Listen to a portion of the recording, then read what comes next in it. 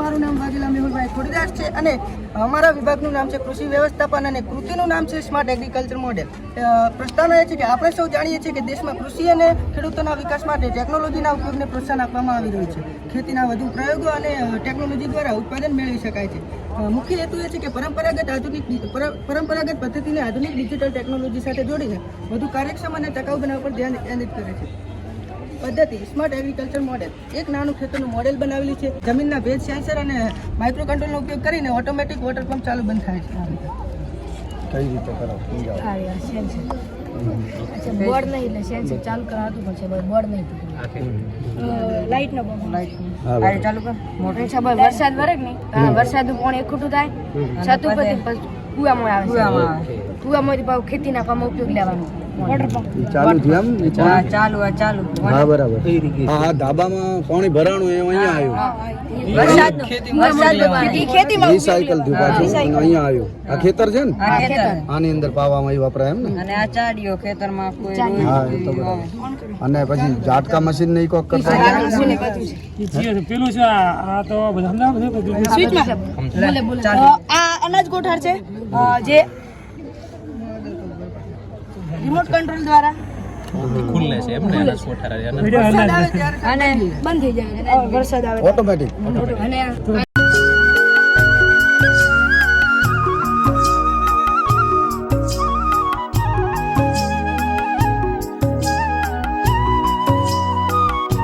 Green house climate ત્યારબાદ એક green house climate બનાવવામાં આવ્યું છે.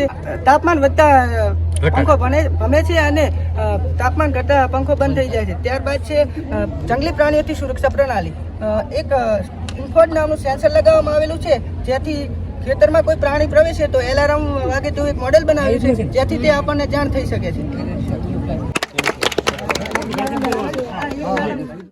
લાઇટ જેના દ્વારા ખેતરમાં પાણી પણ પહોંચી શકે છે અને લાઇટ પણ ઉત્પન્ન થાય છે જેથી વીજળીનું બિલ પણ અટકે છે અને ખેડૂતોને મદદ પણ થાય છે.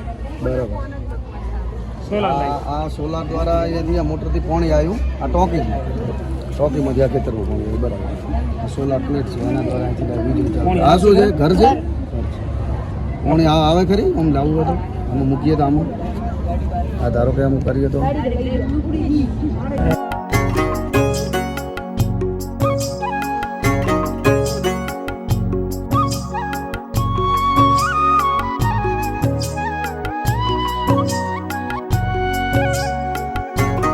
નમસ્કાર, મારું નામ છે મંગળ પિયુષભાઈ જગનભાઈ. મારી કૃતિનું નામ છે ઓર્ગેનિક ફાર્મિંગ. તમે જાણો જ છો કે આપણો દેશ કૃષિ પ્રધાન દેશ છે. એની 60% પણ લોકો વધારે કૃષિમાં જોડાયેલા છે. પરંતુ આપણે જાણીએ છીએ કે માવઠાના દરમિયાન તેઓ આપઘાત પણ કરી નાખે છે જો કૃષિમાં વળતર પાછું ન મળે. તો તે માટે અમે અહીં ફાર્મિંગની માટે બનાવ્યું છે. અહીં વોટર સપ્લાયર આવેલું છે જેના દ્વારા જો ઝૂંપડીને કે ઘરને આગ લાગે તો તે તરત જ પાણી તેને આપી દે અને તેને આગ બુઝાવી શકે છે. ઓટોમેટિક જાતે અહીંયા આગ લાગી. બરાબર. મોટર ચાલુ થઈ પાણી આવી ગયું. પછી અહીંથી પાણી અહીંયા હા નહીં તો અહીંયા ગોઠવો તો ચાલે. પલળી જાય ઉઠું છે.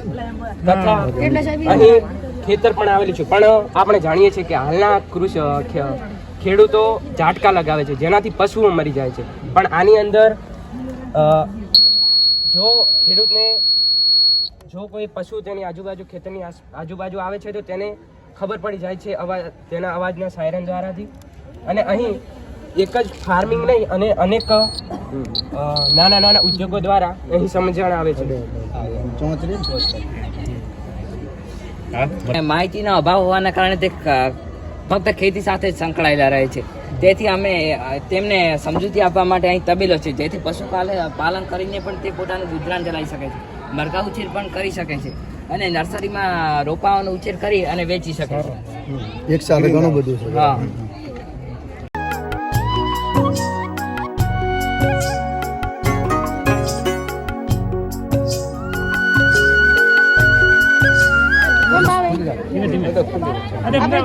માટે બનાવી છે. જ્યારે ભૂકંપ આવે તો લોકોને પહેલથી સાવચેતી થઈ ગઈ, ભૂકંપ આવી રહ્યો છે. જ્યારે ઘર, બસ, કોલેજમાંથી લોકો સાવચેતીપૂર્વક બહાર નીકળી અને તેમનું જીવ બચાવી શકે. કઈ રીતે જ્યારે સેન્સર વાગી જાય ભૂકંપ આવે ત્યારે આ ધ્રુજવાના કારણે સેન્સર અથડાય અને વાગે છે. આનું નામ સેન્સરનું નામ શું? આનું નામ શું? ભૂકંપ આગાહી કેન્દ્ર આનું નામ છે. આ બીજું યાર હલાવો.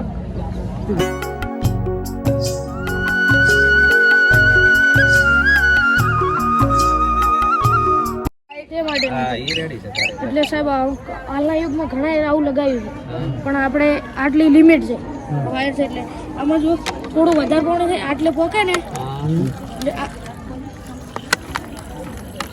કોઈ ખોલી ને ના ના વાત. સાહેબ આ બોલ્યું એટલે સાહેબ આટલું થાય, આનાથી વધારે થાય તો અહીંથી નીકળે. એટલે આપણે ટોકી ઉપરની ટોકી માટેનું છે ને? હા ટોકી જે ઓવરલોડ થાય ઈ નથી થતું, પહેલાથી સેન્સર વાગેલા સ્વિચ બંધ કરી એટલે દેવાનું. બધા બંધ કરી નાખે. અને અથવા તું બંધ નથી કરતા તો અહીંથી ઓવરફ્લો થઈ જાય. બરાબર. તો પણ આનો ઘરે કઈ રીતે ઉપયોગ કરી શકાય કરવો હોય તો ટોકીની અંદર છે ટોકીની અંદરથી ગોઠવવું પડે સેન્સર. સેન્સર ગોઠવો એટલે પાણીને બગાડ ન થાય. આપણે ત્યાં આડે લાઈટ થાય? બાપુ ખબર પડે. ફુગ્ગાની સિસ્ટમ પેલું ફુગાની સિસ્ટમ હા, પેલો દડો વાળો. દડાવાળી સિસ્ટમ ઉપર આવે એટલે બંધ થઈ જાય. નળ સાથે જોડેલો હોય. આ વોર્નિંગ આલે.